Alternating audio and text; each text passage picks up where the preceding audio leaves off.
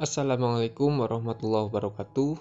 Terima kasih karena telah klik video ini dan menonton video ini sampai di detik ini ya. Jadi di sini dari sudut mata channel masih ingin bercerita tentang sahabat Nabi.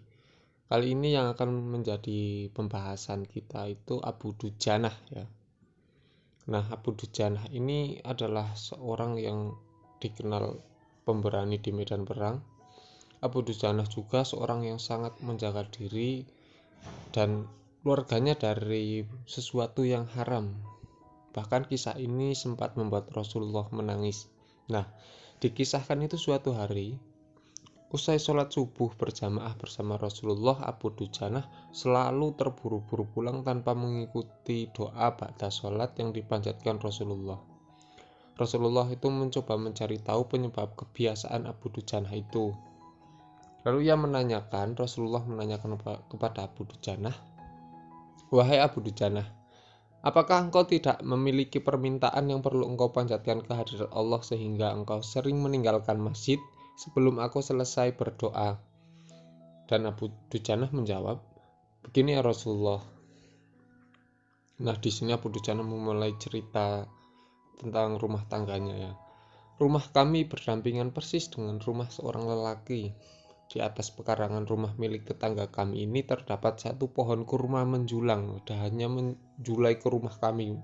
Rantingnya itu sampai ke rumah Abu Dujanah gitu ceritanya. Nah, setiap kali ada angin tertiup di malam hari, kurma-kurma tetanggaku itu saling berjatuhan mendarat di rumah kami. Ya Rasulullah, kami keluarga orang yang tak berpunya. Anakku sering kelaparan. Saat anak-anak kami bangun, apapun yang didapat mereka makan. Oleh karena itu, setelah selesai sholat, kami bergegas segera pulang sebelum anak-anak kami terbangun dari tidur. Kami kumpulkan kurma-kurma milik tetangga kami yang berjajaran di rumah, lalu kami kembalikan kepada pemiliknya. Abu Dujanah lantas menceritakan pernah suatu ketika anaknya kedapatan memakan kurma yang jatuh dari pohon tetangganya itu. Maka ia pun berupaya sekuat tenaga untuk mengeluarkan kurma yang terlanjur dimakan dari mulut anaknya. "Nak, janganlah kau permalukan ayahmu di akhirat kelak." Anakku menangis. Kedua pasang kelopak matanya mengalirkan air mata karena sangat kelaparan.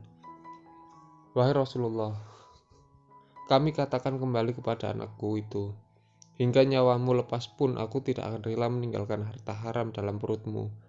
Seluruh isi perut yang haram itu akan aku keluarkan dan akan aku kembalikan bersama kurma-kurma yang lain kepada pemiliknya yang berhak." Mendengar cerita itu, mata Rasulullah Shallallahu Alaihi Wasallam berkaca-kaca. Butiran air mata mulianya berderai begitu deras. Baginda Rasulullah mencoba mencari tahu siapa sebenarnya pemilik pohon kurma yang dimaksud Abu Dujanah itu. Abu Dujanah pun mengatakan bahwa pohon kurma itu milik seorang laki-laki munafik. Rasulullah langsung mendatangi pemilik pohon kurma yang diceritakan oleh Abu Dujanah. Lalu Rasulullah mengatakan, apakah bisa engkau menjual pohon kurma itu? Aku akan membelinya dengan pohon senilai 10 kali lipat. Pohon itu terbuat dari batu zamrud berwarna biru, disirami emas merah, tangkainya dari mutiara putih. Di situ tersedia bidadari yang cantik jelita sesuai dengan hitungan buah kurma yang ada, kata Rasulullah menawarkan. Laki-laki munafik ini lantas menjawab dengan tegas, "Saya tidak pernah berdagang dengan memakai sistem jatuh tempo. Saya tidak mau menjual apapun kecuali dengan uang kontan dan ingin dibayar saat ini juga."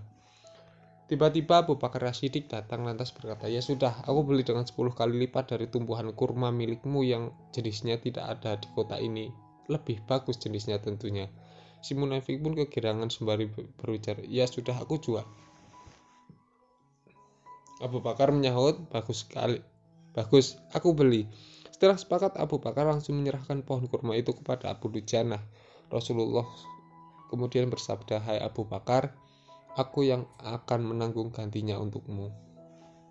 Mendengar sabda Nabi itu, Abu Bakar bergembira bukan main. Begitu pula Abu Dujanah.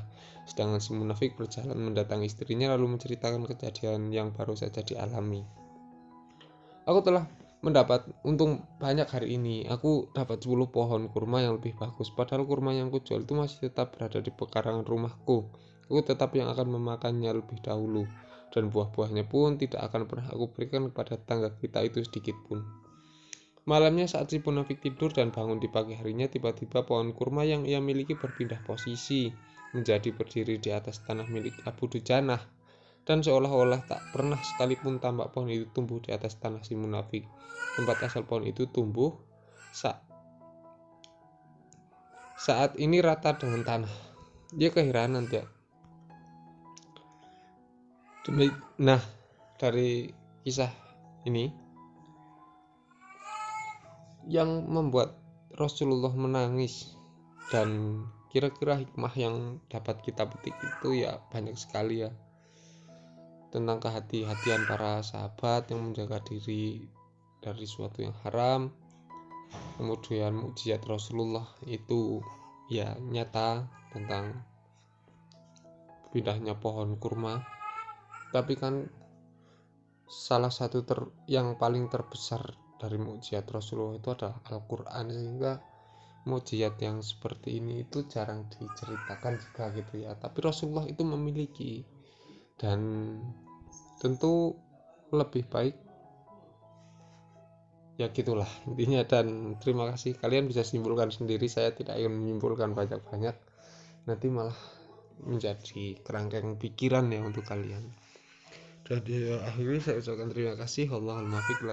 Wassalamualaikum warahmatullahi wabarakatuh.